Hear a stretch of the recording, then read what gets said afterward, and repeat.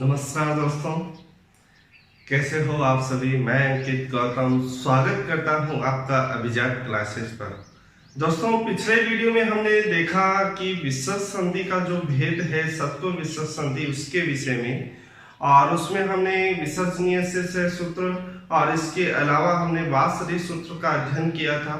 आज हम बात करेंगे सत्व विसर्ग संधि के जो अपवाद हैं, कुछ विशेष अपवाद जिसको ध्यान देने योग्य हैं, उसके विषय में आज हम चर्चा करने वाले हैं। तो चलिए चलते हैं आज के टॉपिक पर, जो है सत्व विसर्ग संधि के अपवाद सूत्र कौन कौन से हैं। मुख्य रूप से उन पर हम प्रकाश डालने का प्रयास करेंगे। तो दोस्तों, सबसे पहला जो अपवाद है वो अपवाद सूत्र है नमस् पुरुषोर गत्योः। नमस् पुरुषोर गत्योः, या हम कहें नमः पुरः स गत्योः। कहने का तात्पर्य ये है कि यदि हम इसकी जब वृत्ति देखेंगे कि इसकी वृत्ति क्या होती है, तो इसमें लिखा है गति संज्ञयोः अनयोः विसर्गस्य सह कूपो परयोः। कहने का तात्पर्य क्या हुआ? तो इसका मतलब यह है कि ये कह रहा है गति संज्ञयोः, गति ही संज्ञक, गति ही संज्ञयोः मतलब गति संज्ञक अन्योः, इन दोनों के स्थान पर विसर्ग से विसर्ग का सह से हो जाता है। कब हो जाता है? उपो परयोः, मतलब जब उसके आगे क या ख या प या फ होता है। तो कहने का तात्पर्य यह हुआ दोस्तों कि यदि गति संज्ञक, यदि इसका यहां पर हम लिखें कि अर्थात गति संज्ञक, अर्थात गति संज्ञक नमः और पूरः है। ये दो शब्द ऐसे हैं, कौन कौन से? नमः और पूरः। गति संज्ञक नमः और पूरः शब्द के आगे या शब्दों के आगे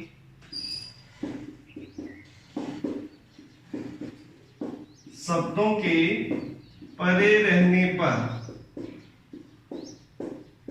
शब्दों के परे रहने पर क्या हो जाएगा? विसर्ग को स होता है। विसर्ग को क्या होता है? स होता है। समझ में आया? चलिए इसे समझने का प्रयास करें। इसी बात को यदि हम ऐसे लिखते हैं, गति संज्ञक नमः और पूरः शब्दों के परे रहने पर विसर्ग को स होता है। परे क्या रहने पर? तो देखिए, हम इसको इस तरीके से यदि लिखें कि नमः और पूरः, नमः और पूरः दो शब्द हैं, ठीक है। नमः और पूरः ये दो शब्द हैं। देखिए, एक सूत्र होता है, या हम कहें विशेष बात नोट कि साक्षात प्रवृत्तिनी च, साक्षात प्रवृत्तिनी च सूत्र क्या कहता है कि इस सूत्र से क्या होता है?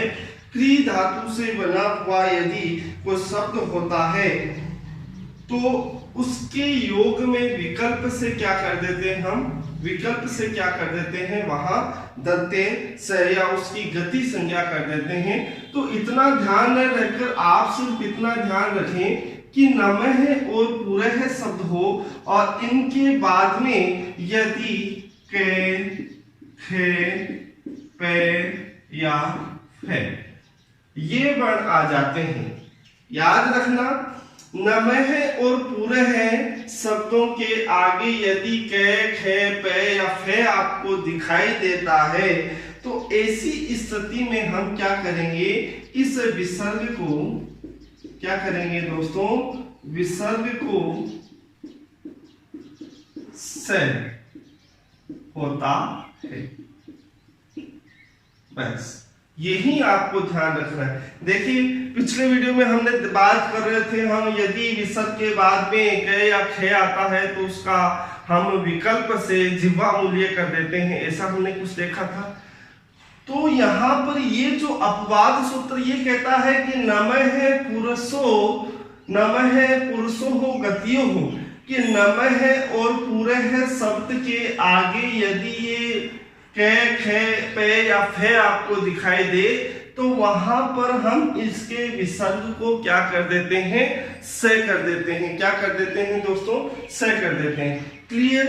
जैसे मैं कुछ एग्जाम्पल की यदि हम बात करें तो एक शब्द है, ये एग्जाम्पल है, देखिए नमः, नमः धनकारम, नमः धनकारम। ध्यान से देखिए, नमः धनकारम, यहां पर हम देख रहे हैं कि नमः जो शब्द है और उस नमः शब्द के आगे यदि कारम के आ जाता है तो ऐसी स्थिति में हम इसका क्या कर देते हैं, इसके विसर्ग को हम क्या कर देंगे, से कर देते हैं। इसके विसर्ग को हम क्या कर देंगे, से कर देंगे। तो ये हो गया विसर्ग का हमने से कर दिया और आगे है कारण। ठीक है, क्लियर है। अब यहाँ पर देखिए ने आ रहा है, में आ रहा है, ये से है और आगे है कारण, और ये शब्द क्या बन जाएगा, नमस्कारम। क्या बन जाएगा, नमस्कारम। इसी तरह यदि हम बात करें तो एग्जाम्पल है पूरे है धन कारम, पूरे है धन कारम। यहां पर देखिए ये शब्द क्या बन जाएगा, पुरस्कारम।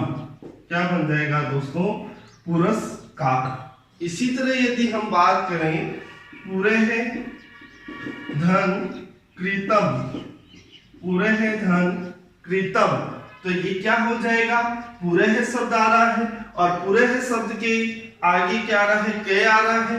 तो ऐसी स्थिति में क्या होता है, मैंने अभी आपको बताया था, एक सूत्र होता है साक्षात प्रवृत्ति, साक्षात प्रवृत्ति। ये जो सूत्र है, इस सूत्र से हम क्या करते हैं, क्री जो धातु है इनका विकल्प से उनकी गति संज्ञा हो जाती है और गति संज्ञा जब होगी तो हम इनका क्या कर देते हैं, विसर्ग को से में बदल देते हैं और ये क्या बन जाएगा, पुरस्कृतम। क्या बन जाएगा, पुरस्कृतम। क्या बन जाएगा दोस्तों, पुरस्कृतम। यदि हम बात करें इसी तरह नमः धन करोति, एक अन्य एग्जाम्पल और लेते हैं, नमः धन करोति। क्या है, नमः धन करोति। तो ये क्या हो जाएगा, ये बन जाएगा नमस्करोति। क्या बन जाएगा, नमस्करोति। तो ये हमने एक अपवाद सूत्र देखा है, एक बार फिर से मैं इसको दोहरा रहा हूं।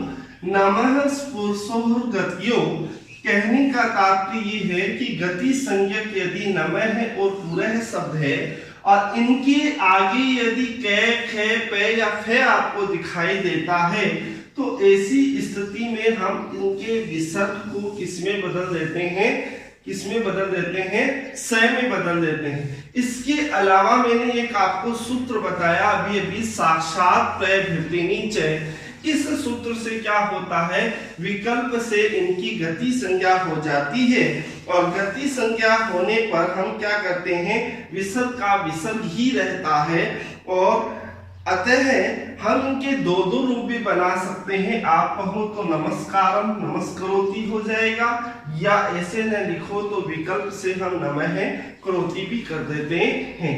ये था पहला अपवाद सूत्र। अब हम दूसरे अपवाद जो है उसके विषय में हम चर्चा करते हैं। दूसरा जो अपवाद सूत्र है वो क्या है,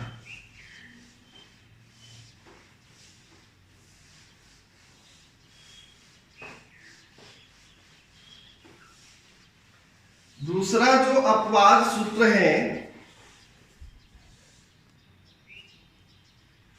जो है सूत्र दूसरा, तीर्षो अन्यत्र शाम, तीर्षो अन्यतर श्याम। ये हो गया हमारा दूसरा जो मुख्य अपवाद सूत्र है। वो क्या है, तीर्षो अन्यत्र श्याम। क्या है दोस्तों, तीर्षो अन्यत्र श्याम। यहाँ देखिए एक बात पर गौर करिए, यहाँ एक शब्द आ रहा है अन्यत्र, और मैंने आपको एक वीडियो में बताया था कि जहां पर विभाषा और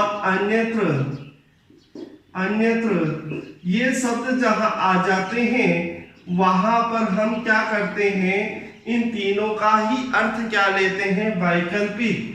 क्या लेते हैं, वैकल्पिक। और वैकल्पिक का यहाँ पर तात्पर्य होता है विकल्प से। क्या है दोस्तों, विकल्प से।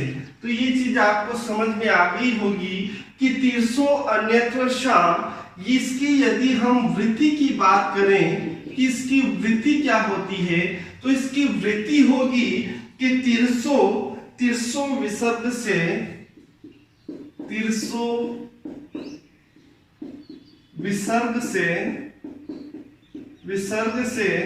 सोवा, तीर्सो विसर्ग से सोवा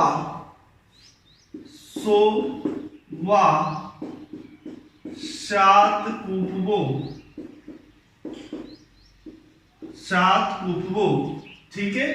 तीर्सो विसर्ग से सोवा शात कुपवो, ये क्या कहता है, ये सूत्र कहता है कि तीर्सो मतलब तिरह है। तीर्सो का तात्पर्य यहाँ पर तिरह है शब्द के आगे। तो इसको यदि हम इस तरीके से लिख दें कि तिरह शब्द है और इस तिरह शब्द के आगे यदि क्या हो, कुपवो, क्या हो, कुपवो। कुपवो का मतलब यहाँ के फे, पे या फे, यही हुआ ना। तो तिरह शब्द के आगे यदि कुपवो, के, खे, पे या फे हो तो हम क्या करेंगे, विसर्ग से सो वा। अब वा शब्द जहां आ गया, सॉरी यहाँ भी नहीं, वा शब्द जहां आ गया तो इसका तात्पर्य क्या होता है, वैकल्पिक, जिसका हम लेते हैं विकल्प से। और विसर्ग से विसर्ग का सो मतलब स हो जाता है। तो ये सूत्र कहता है तीर्सो अन्यत्र शाम कि यदि तिरह शब्द के आगे यदि कै, खे, पे या फे होता है तो विसर्ग का क्या कर देते हैं, हम स कर देते हैं। विसर्ग का क्या कर देते हैं दोस्तों, स हो जाता है। या वाह, वाह मतलब विकल्प से हम क्या कर सकते हैं, विसर्ग का विसर्ग भी रख सकते हैं, मतलब ज्यों का त्यों उसे रख सकते हैं। तो ये है कि यहां हम क्या करेंगे, इस विसर्ग का विसर्ग ही रहता है, क्या कर देंगे, विसर्ग का विसर्ग कर देंगे विकल्प से। तो देखिए क्या कहता है, याद रखें यदि हम इसकी परिभाषा जाने तो परिभाषा आप इस तरीके से कह सकते हैं कि यदि तिरह शब्द के आगे या तिरह शब्द के साथ क्री धातु से बने हुए शब्दों का मेल होने पर विकल्प से विसर्ग को विसर्ग ही रहता है। समझ में आया, कह रहा है कि यदि तिरह शब्द के साथ में क्री धातु से बने हुए शब्दों का योग होने पर हम विकल्प से विसर्ग को विसर्ग ही रहने देते हैं। या आप विकल्प से क्या कर सकते हैं, विसर्ग को दंते स में भी बदल सकते हैं। इसको हम किसमें बदल सकते हैं, दंते स में भी बदल सकते हैं। क्योंकि जहां विकल्प की बात आ जाती है तो पक्ष और विपक्ष की स्थिति हो जाती है। मतलब आप पक्ष में दंते स भी कर सकते हैं और विसर्ग का विसर्ग भी रख सकते हैं। ऐसी स्थिति हम यहाँ पर कर सकते हैं। तो समझ में आया दोस्तों। हम इनके एग्जाम्पल की ओर बात करें तो देखिए, एग्जाम्पल जैसे तिरह धन कार है। अब देखिए कार है क्री धातु से बना हुआ शब्द है और यहाँ पर तिरह शब्द आ रहा है। तो तिरह शब्द के साथ सबसे पहले तो कै, पे या फे हो या क्री धातु से बना हुआ जब पद होता है तो ऐसी स्थिति में हम विसर्ग को विकल्प से क्या कर सकते हैं, या तो आप विसर्ग का विसर्ग रहने दो, जो का त्यों रख दो, और या हम विसर्ग को किस में बदल देंगे, दंत्य स में बदल देते हैं। किस में बदल देते हैं, स में। तो ये क्या बनेगा, तो या तो आप इसका बना सकते हो तिरहकार, तिरहकार, कोई चेंज नहीं किया हमने, विसर्ग को विसर्ग की छोड़ दिया। या हम क्या कर सकते हैं, इसका क्या कर देंगे, तिरस्कार, तिरस्कार, विसर्ग का हमने क्या कर दिया, दंत्य स कर दिया। तो ये क्या बन गया, तिरस्कार है। क्लियर। यदि हम बात करें तिरह धन करोति, तिरह धन करोति, देखिए विसर्ग के बाद में क्री धातु से बना हुआ पद है। याद रखें, यदि तिरह शब्द के साथ क्री धातु से बना हुए शब्दों का योग होता है तो ऐसी स्थिति में हम विसर्ग को विकल्प से क्या कर देते हैं, या तो विसर्ग का विसर्ग कर देंगे या विसर्ग की जगह हम दंत्य स में बदल देते हैं। तो ये बन जाएगा तिरह करोति, तिरह करोति, या आप इसे कर सकते हैं तिरस करोति, तिरस करोति, ये बन गया तिरस करोति। यदि हम बात करें तिरह धन, तिरह धन कृतम, तो ये क्या बन जाएगा, तिरह कृतम या तिरस्कृतम, या तिरस्कृतम। इस तरह से हमने इनके एग्जाम्पल देखने के प्रयास किया। दोस्तों आपको बताना चाहूंगा कि सत्व विसर्ग संधि में ये दो सूत्र जो हम पढ़े हैं, अपवाद सूत्र, इनको पढ़ाने का तात्पर्य ये था कि हमने पिछले वीडियो में वात्सर्य सूत्र और उस विसर्जनीय से सूत्र में हमने देखा, तो उसके अंतर्गत हमने देखा था कि विसर्ग के साथ क ख प या फ आता है तो हम उसको विकल्प से जिह्वा मूल्य कर लेते हैं या ऐसे। तो उन्हीं से मिलते जुलते ये दो सूत्र थे जो बताना बहुत जरूरी था। तो हमने पहला सूत्र हमने देखा था, पहला सूत्र हमने अभी अभी बात की थी, नमः पुरुषोर गतियो, और दूसरा सूत्र हमने देखा तीर्षो अन्यत्र साम। ये दोनों ही सूत्र आपको बहुत ही अच्छे से देखने हैं। तो दोस्तों उम्मीद करता हूं आपको ये वीडियो समझ में आए होंगे या आया होगा और अच्छा भी लगा होगा, समझ में आया है। तो दोस्तों यदि वीडियो अच्छा लगा हो ज्यादा से ज्यादा संख्या में इसे शेयर करें, लाइक करें, सब्सक्राइब करें। अगले वीडियो में विसर्ग संधि का ही जो एक अन्य भेद है, उत्तर विसर्ग संधि, उसके विषय में हम बात करेंगे। जय श्री कृष्ण।